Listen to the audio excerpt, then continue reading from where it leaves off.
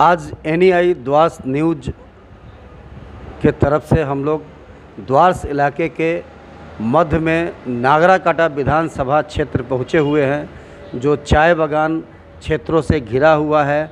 नागराकाटा का कुछ हिस्सा जो कृषक लोगों से घिरा हुआ है, ग्रामीण इलाका है।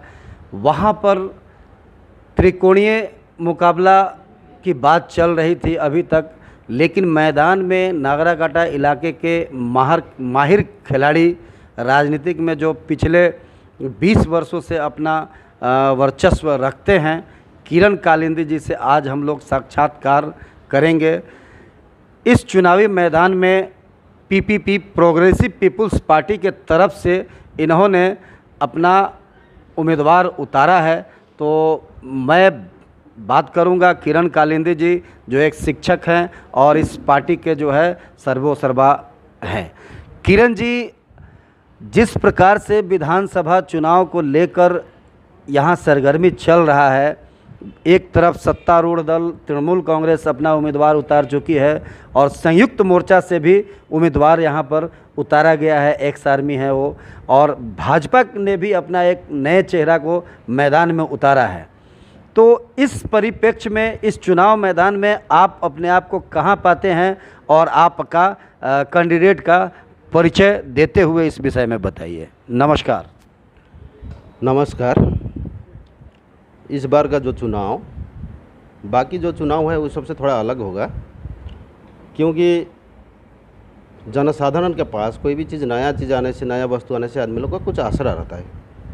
लेकिन यहाँ पर नागराकाटा विधानसभा चुनाव क्षेत्र में जनता लोगों ने देखा, भारतीय जनता पार्टी का भी कार्यक्रम, उनका जो वादा इतना बरस से भारतीय जनता पार्टी ने जो वादा किया वो भी देखा। तृणमूल कांग्रेस, अभी तृणमूल कांग्रेस का ऊपर में जनता का विश्वास इसलिए भी नहीं रहता है कि उनको वोट देने के बाद में वो लोग दूसरा पार्टी बदल लेता है, जनता का वोट लेने के बाद में बदल लेता है। इसी तरह यहाँ सिर्फ ड्रेस बदल रहा है लेकिन लीडर नहीं बदल रहा है। और दूसरा हो गया संयुक्त जोट नमोर्चा, कांग्रेस और सीपीएम का जो जोट है, धरातल में इन लोगों ने कभी भी जनसाधारण के लिए आंदोलन किया नहीं है। कांग्रेस पार्टी का जो है इलेक्शन आने से कैंडिडेट उतार देता है, उसके बाद में कभी उनको जनसाधारण का किसी भी मुद्दा के लिए कहीं भी एजिटेशन करते हुए हम लोगों ने नहीं देखा है। तो इस परिस्थिति में विशेषकर जनताओं के पास में कोई विकल्प नहीं बचता है, जिसके लिए जो इनसे फेडअप हो गए हैं या जो इनका वादा से मुकर जाने के बाद में भी विकल्प का तलाश है, उनके लिए कुछ विकल्प नहीं रहता है। तो हम लोगों ने प्रोग्रेसिव पीपल्स पार्टी का तरफ से अपना उम्मीदवार इस बार उतारे हैं। उनका नाम है बेनाम उरांव। वो एक पंचायत मेंबर भी है, क्योंकि विगत समय में हम लोग का अलायंस था नागराकाटा में भारतीय जनता पार्टी और ट्रिपल पी का, जिसके तहत हम लोग ने काफ़ी बढ़िया अच्छा रिजल्ट भी किया हर जगह में। और हम लोग को आशा है इस बार, और जो रिस्पांस हम लोग पा रहे हैं उस हिसाब से हम लोग मैंने पूरा कॉन्फिडेंस के साथ में ये बोल सकते हैं कि हम लोग रिजल्ट बढ़िया करेंगे।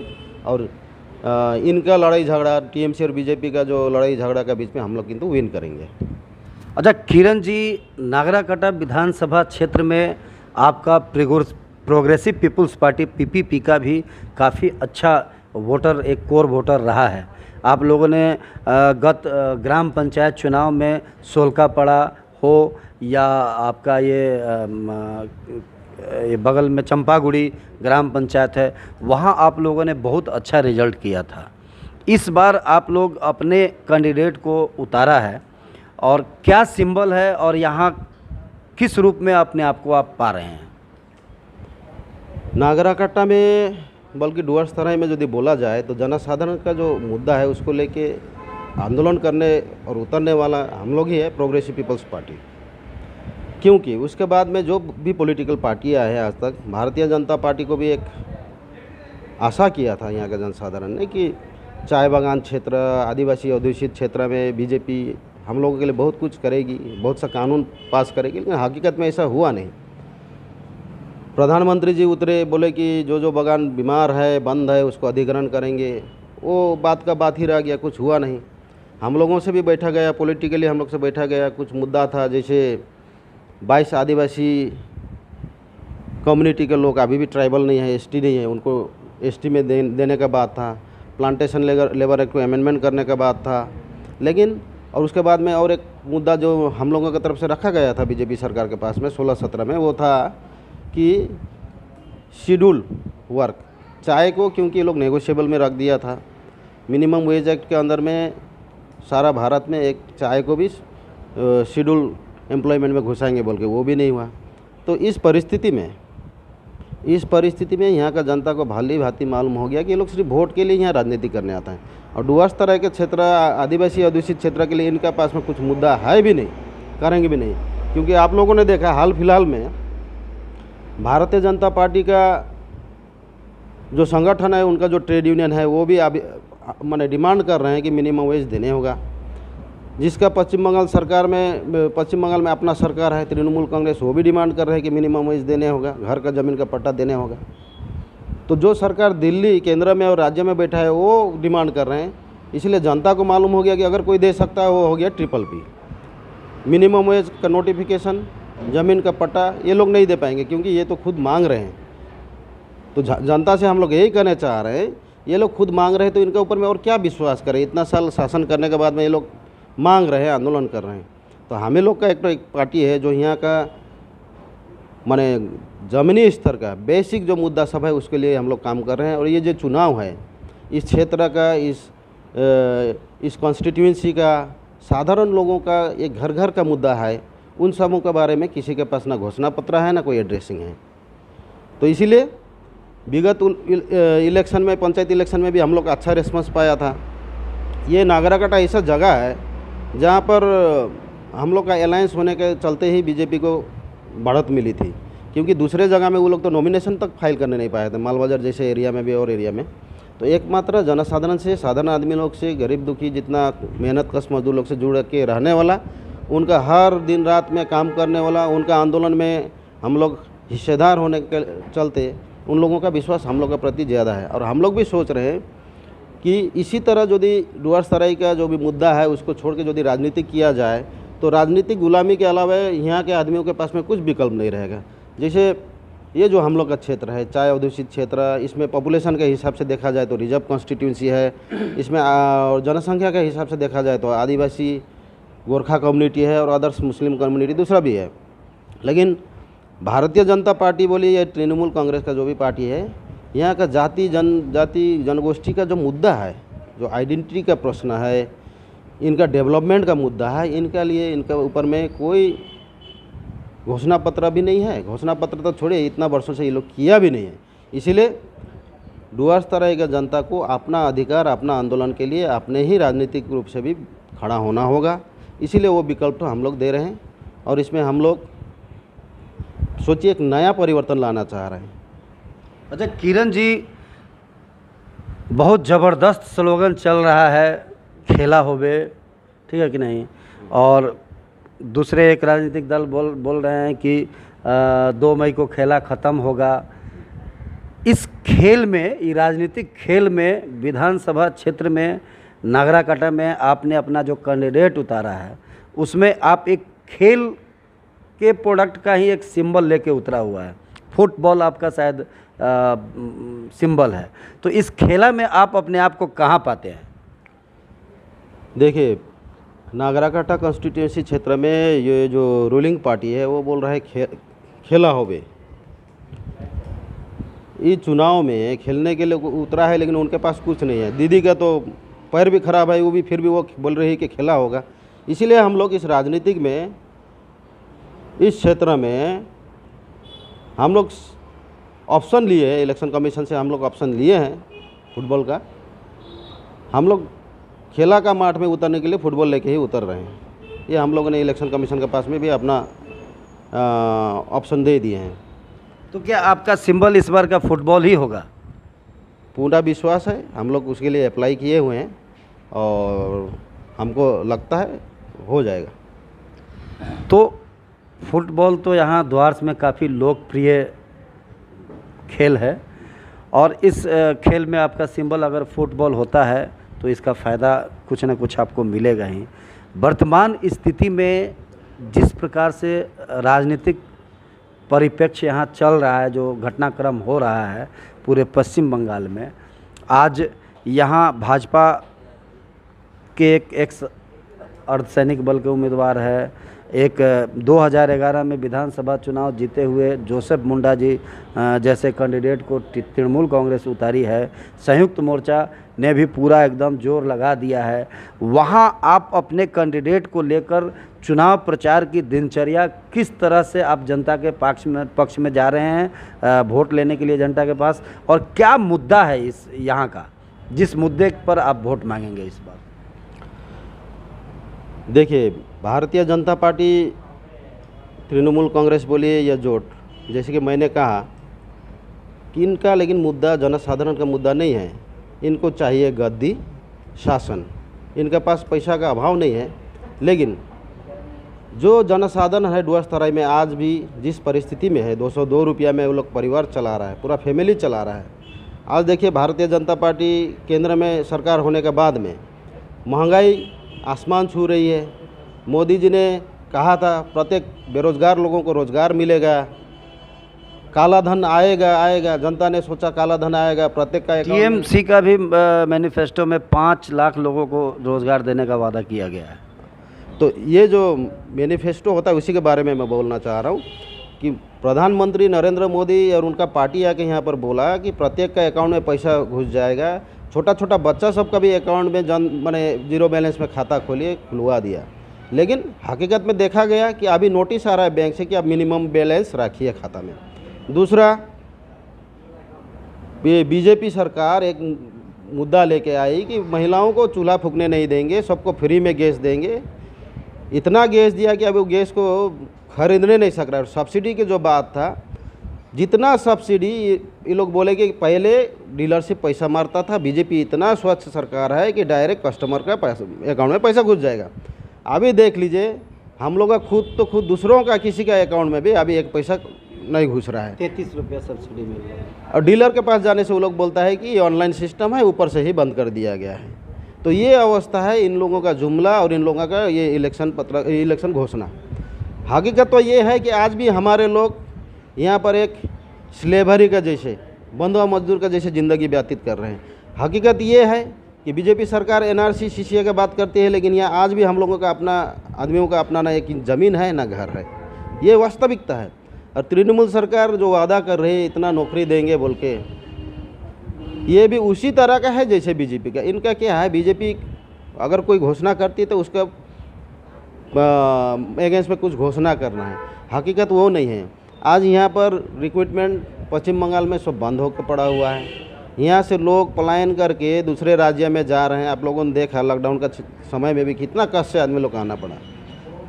हमारा पार्टी का जो सोच है वो हो गया कि इस क्षेत्र में माइक्रो लेवल में डेवलपमेंट करना होगा। जैसे धरिए नागराकटा और चंपागुड़ी क्षेत्र में सुल्कापड़ा चंपागुड़ी एक बड़ा सा जीपी है, इसको कम से कम एक जीपी बनाना चाहिए।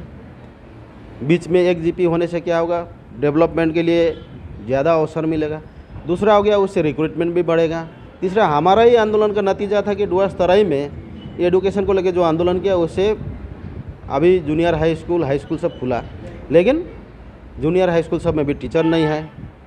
अलग विकल्प व्यवस्था शिक्षा के लिए कोई अवसर नहीं है। और नागराकटा विधानसभा क्षेत्र के कई चाय बागान बंद भी हैं। बहुत दिनों से देख रहे हैं कि देवपड़ा किसी तरह से चल रहा है, कभी खुलता है कभी बंद हो जाता है।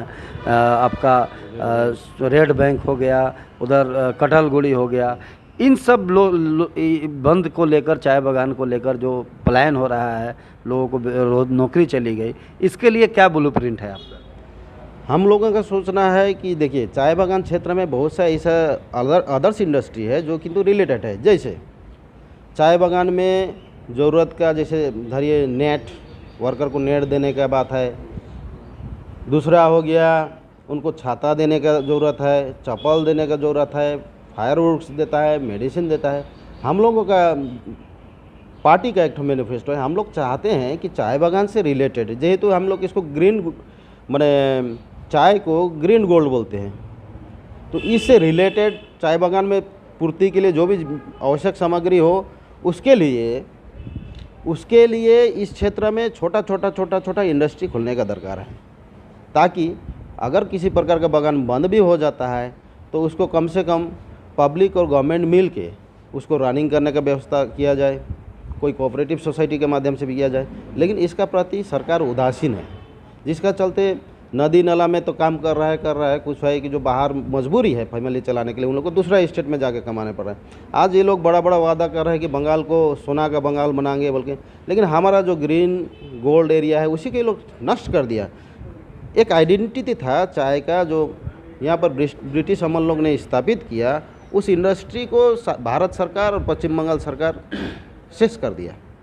अच्छा, लास्ट सवाल किरण जी, अगर आपका कैंडिडेट जीतता है नागराकाटा विधानसभा क्षेत्र से, तो पहला ऐसा कौन कौन सा कार्य करेंगे पहले वर्ष में जो यहाँ के लोगों के लिए कल्याणकारी होगा? हमारा कैंडिडेट नागराकाटा से जीतेगा और यदि जीतता है उस समय सबसे सर्वप्रथम हम लोग का बात है कि जो एमएलए का जो फंड है उससे डेवलपमेंट होने वाला उतना नहीं है, उससे कुछ होगा नहीं। लेकिन हम लोग जो यहाँ का मुद्दा है, माने जैसे एकदम बेसिक मुद्दा है, माने जंगली जानवर सबका अत्याचार, इतना ज़्यादा मृत्यु हो रहा है, उसके लिए फंड अलॉटमेंट नहीं हुआ है, वो सब के लिए हम लोग सांगठनिक हिसाब से और अपना मेंबर के लेके इसको लिए हम लोग काम करेंगे। दूसरा हो गया, इस क्षेत्र में हम लोग का क्षेत्र देखने में हरा भरा ज़रूर लगता है, लेकिन इस क्षेत्र में एक चीज़ में हम लोगों ने जो नोटिस किया है कि हम लोग का क्षेत्र में लेकिन ऐसा उद्योग है जिसका चलते देखिए यहाँ का प्रत्येक आदमी लोग का हाइट भी कम पाइएगा, पूरा हरा भरा दिखता है, लेकिन यहाँ का जंतु जानवर भी छोटा छोटा पाइएगा। तो इस जगह में हम लोगों को लगता है केमिकल का बहुत इस्तेमाल होता है। इस जगह में हम लोगों को लगता है कि कुछ यहाँ सुधार करने का, रिसर्च करने का दरकार है। नहीं तो आने वाला जनरेशन ऐसे होगा कि ये इंडस्ट्री में रात दिन 24 घंटा साल में जो पेस्टिसाइड जर्मिसाइड जो यूज हो रहा है, इसका चलते यहाँ का पानी का माटी का उर्वरता और यहाँ का जो भी फल होता है या घास सब होता है उसका किंतु गुणवत्ता कम हो जा रहा है, जिसका चलते यहाँ इस क्षेत्र में नागराटा क्षेत्र में आप पंजाबी को भी ला के रखिएगा, 2 साल बाद में देखिएगा वो भी हम लोग का जैसे छोटा दिखेगा, आदिवासी दिखेगा। मरवाड़ी लोग भी देख लीजिए, राजनाथ सिंह का मरवाड़ी को देखिए और यहाँ का कंपेयर करिए। आपका कहने का मतलब है कि यहाँ पर जो जैविक चाय बागानों में भी जैविक खाद वगैरह का इस्तेमाल हो, जिससे केमिकल के प्रयोग से जो क्षति हो रहा है वो ना हो। हाँ, वो फ्री हो, मुक्त हो, माने शुद्ध परिवेश इस क्षेत्र में कम से कम होना चाहिए, पानी शुद्ध होने से, किंतु माने लंबा। लेकिन पानी की जो बात कर रहे हैं, बहुत ऐसा जगह है जहाँ पर पानी की बहुत असुविधा है। चमरची जैसे इलाका है, आपका विधानसभा क्षेत्र में पड़ता है। 2-3 दिन चंपागुड़ी है, 2-3 दिन पहले भी वहाँ लोग सड़क पे उतरे थे। तो इन सब विषयों को लेकर आप अगर चुनाव जीतते हैं तो क्या करेंगे? यहाँ पर सबसे जो अभाव देख रहे हैं वो हो गया प्लानिंग का, पॉलिसी का। जैसे जो क्षेत्र है, कुछ पहाड़ी क्षेत्र है जहाँ पर पानी सप्लाई करने का ज़रूरत है, सरकार फंड को मिसयूज कर रहा है, दूसरा जगह में यूटिलाइज कर रहा है, लेकिन उनके लिए पानी के लिए दूर से हो, कहीं से भी हो, व्यवस्था करने का ये नहीं कर पा रहा है। सबसे प्राथमिकता हम लोग का पार्टी का यही रहेगा कि प्रत्येक आदमी का एक अधिकार होना चाहिए, माने ह्यूमन राइट्स जैसे बोलते हैं, मानव के लिए जो अधिकार होना चाहिए वैसे एक अधिकार होना चाहिए, शुद्ध पेयजल, और ये सरकार का दायित्व होना चाहिए। इसके लिए सबसे प्राथमिकता हम लोग पानी के ऊपर में जोड़ देते हैं। उसके बाद रह गया शिक्षा, रोजगार और घर का। तो आपको बोल ही दिए कि यहाँ जो अवस्था है, मैंने चाय बागान क्षेत्र को तो मालिक लोग के साथ में गवर्नमेंट इस तरह का डीलिंग कर दिया कि अभी मिनिमम वेज तो नहीं है, राशन गवर्नमेंट का है, एक घर रिपेयरिंग नहीं हो रहा है, घर नया नहीं बन रहा है। ये अवस्था इस दुर्दशा में, मैंने इसको एक यातना शिविर खोल के बैठा हुआ है चाय बागान क्षेत्र में। तो दर्शक वृंद, अभी हमने बात किया प्रोग्रेसिव पीपुल्स पार्टी के राष्ट्रीय अध्यक्ष श्री किरण कालिंदी जी से। इन्होंने बड़ी बेबाकी के साथ हमारे सभी सवालों का जवाब दिया। इनका कहना है कि चाय बागानों में जो केमिकल और कीटाणुनाशक छिड़काव होते हैं, उन सब के जगह पर प्राकृतिक दवाओं का इस्तेमाल हो ताकि वातावरण शुद्ध हो। और प्राथमिकता इन्होंने जल की आपूर्ति की दी और शिक्षा वगैरह पर इनका बहुत जोर है। अगर आने वाला दिन में इनका कैंडिडेट जीतता है तो इन सब विषयों पर ये काम करेंगे। बहुत बहुत धन्यवाद किरण जी। धन्यवाद सबको भी। जायकेदार भोजन के लिए बीरपड़ा स्थित dolphin hotel Madarihat road near park के सामने आप हर तरह के व्यंजन का स्वाद ले सकते हैं। नमस्ते, मैं डॉल्फिन होटल का ओनर विनोद राय। में बीरपड़ा में जो डॉल्फिन होटल है, आप लोग इस रास्ता से गुजरे तो आने का कृपा करें। आप लोग का हर वैरायटी का टेस्ट मिलेगा, वेज नॉन वेज और तंदूरी आइटम भी मिलेगा। आप लोग एक बार आने का कृपा करें। एक बार आएगा तो आप ऐसा टेस्ट देंगे कि आप जिंदगी भर याद रखेगा और दोबारा पक्का यहाँ आएगा, मेरे को पूर्ण विश्वास है। नमस्ते।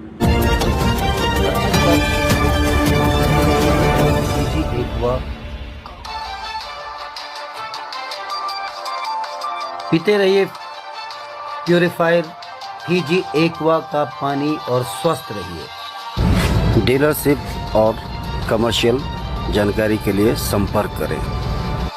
द्वारस इलाके में ही फीजी एक्वा के माध्यम से शुद्ध जल आप प्राप्त कर सकते हैं।